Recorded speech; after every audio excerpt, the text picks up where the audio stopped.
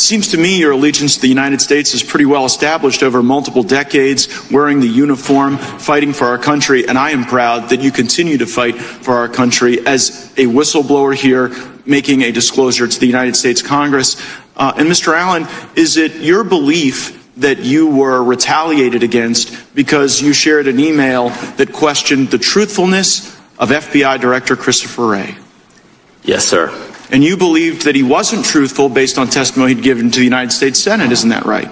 Yes, sir. And in that testimony to the Senate, you believed that Christopher Wray indicated that there were no confidential informants and no FBI assets that were present at the Capitol on January 6th that were part of the violent riot. Isn't that right? Yes, sir. Please play the video. We're now going to hear from George Hill, who worked at the Boston field office. The SSA in Boston said they were going to a political rally, which is First Amendment protected activity. No, we're not uploading. We're not starting cases on these people. And I was privy to these conversations firsthand. Why can't you show us? Why can't you just send us, give us access to the 11,000 hours of video that's available? Because there may be UC's undercover officers or CHS's confidential human sources on those videos whose identity we need to protect. So, Mr. Allen, you got retaliated against for saying the very thing that the Washington field office was telling Boston, when the Boston field office was saying, we're not going to go and investigate people that just showed up at a rally without sufficient criminal predicate. The Washington field office told Boston, well, you know what, we can't give you the evidence because it might disclose the very CIs and UCs that you are concerned about. But that doesn't surprise you, Mr. O'Boyle, does it? No, sir. And the reason it doesn't surprise you is that in a different part of the country, you saw that same pressure from the Washington field office. And did they ever try to get you to do something that was outside the normal order of law enforcement activity? Yes, sir. And what did the Washington field office try to get you to do that violated the law and regulations? They tried to get me to serve a federal grand jury subpoena when there was no proper predicate to do so. And the reason there was no predicate was because it was based on an anonymous tip, right? That's correct. And time and again, the Washington field office was trying to pressure you without corroboration to go start process on people. Isn't that right? Yes, sir. And so while I agree that January 6th was a violent day, a bad day, a day that nobody wants to relive, violence on January 6th doesn't justify weaponizing the government against people who were innocent and did nothing wrong. Thank you for blowing the whistle on that.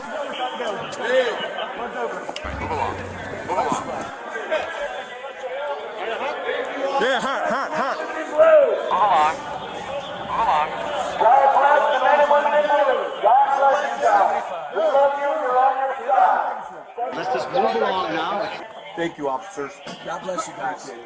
Thank you for your patience. We really appreciate it.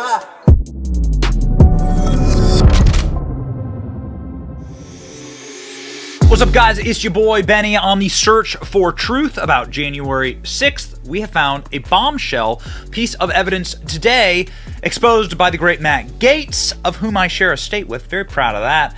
Explosive FBI whistleblower testimony exposes potential federal involvement and activities on January 6th. Now, this just seems to be like the understanding of the entire January 6th charade anyway at this point, but let's get into it.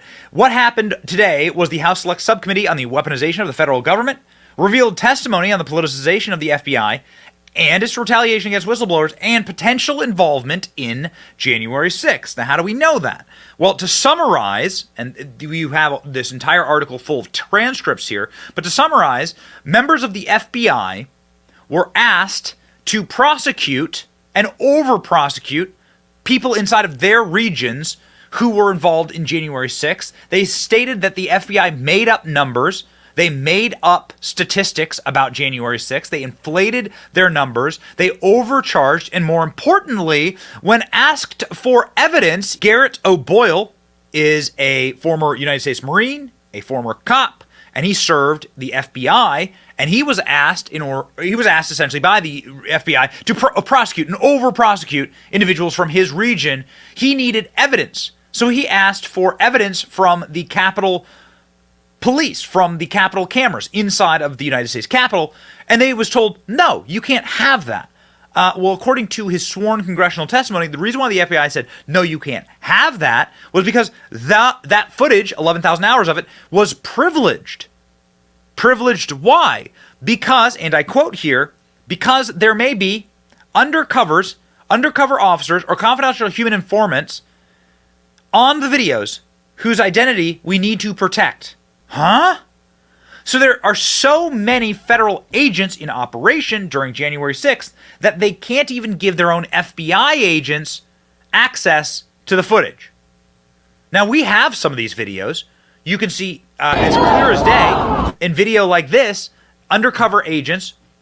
These happen to be undercover agents from the Capitol Police that were infiltrating the January 6th riot and encouraging the members to riot. Help him out! Hold on, wait! Push him up! Push him up! Oh, that push him up, says the Capitol Police officer, Metropolitan Police officer, dressed as a MAGA supporter, encouraging people to go invade the Capitol, which of course is what they got all these J6ers for. 99% of the charges is trespassing. There were so many undercover agents that they actually ended up stopping each other and doing like the Spider-Man meme. Just a second. Just doing a little investigation. Asking this respectfully, is anyone armed? Anyone Yes, armed? we're all police. Police? Yeah. Law enforcement. Yeah. Can you show me your credentials? Oh, you armed? Yeah, we're all law enforcement. Appreciate it. Here, we're all cops. Every one of us, we're all armed. So when they say an armed insurrection, what do they mean? They mean all of the undercover police officers and undercover confidential human informants and undercover agents from the FBI that were actually in the crowd instigating on that day. It is why you get answers like this from the FBI director when asked, how many FBI agents did you have in the crowd during January 6th? It's why you get Christopher Wray, who is never flustered, breaking down. Does the FBI have confidential human sources? Did the FBI have confidential human sources embedded within the January 6th protesters on January 6th of 2021? Well, Congressman, as I'm sure you can appreciate, I have to be very careful about what I can say about when. Even now, because that's what you told us 2 years ago. May I finish? About when we do and do not, and where we have and have not used confidential human sources. But to the extent that there's a suggestion, for example, that the FBI's confidential human sources or FBI employees in some way instigated or orchestrated January 6th, that's categorically false. Did you have confidential human sources dressed as Trump supporters inside the Capitol on January the 6th prior to the doors being open? Again, I had to be very careful. It should be a no. Can you not tell the American people no? We did not have confidential human sources dressed as Trump supporters positioned inside the Capitol. Gentleman's time has expired. You should not read anything into my decision not to share information. Director Wray, confidential human gentleman's time has expired. Yeah, isn't that amazing? Back when Democrats controlled the committees, this was during the transfer of power, the last final vapors of these people saying, oh, please protect the FBI, please, Mr. Christopher Wray, you don't have to answer. Don't answer. We're demanding you. Don't answer that question. From the testimony today, Marcus Allen, an FBI analyst who did work around evidence, sharing it with folks, he saw videos that concerned him about the federal government's involvement in January 6th, Matt Gaetz said. And as you saw in the clip that we played before the video here, this is Matt Gaetz saying unequivocally, yes, there was federal involvement in January 6th, and we need to get to the actual bottom of it. We need our own January 6th committee, like a real one, ladies and gentlemen, like an actual one, to get to the bottom of what truly happened. And without knowledge of what our government is capable of, and of course we have that knowledge, we do know what the government is capable of, you can't ever really quite understand or know the facts of that day. But I'll tell you this, none of them add up. Nothing adds up. Nothing adds up. Why did Nancy Pelosi say no to 20,000 National Guard troops? Why did it take 80 minutes for Nancy Pelosi to call in reinforcements after the initial Capitol breach? And why were there so many uniformed officers there that were allowing the protesters into the building? Doesn't make any sense to me. Doesn't make any sense. I mean, you've seen the Jacob Chansley footage. He's being escorted around the Capitol building. Why is all of the evidence and all of the footage being kept from us? What an important question. What a valuable question. And a question that we hope gets answered quite soon. Ladies and gentlemen, it's your boy Benny. If you want more truth, like, share, and subscribe to End Communism. See ya.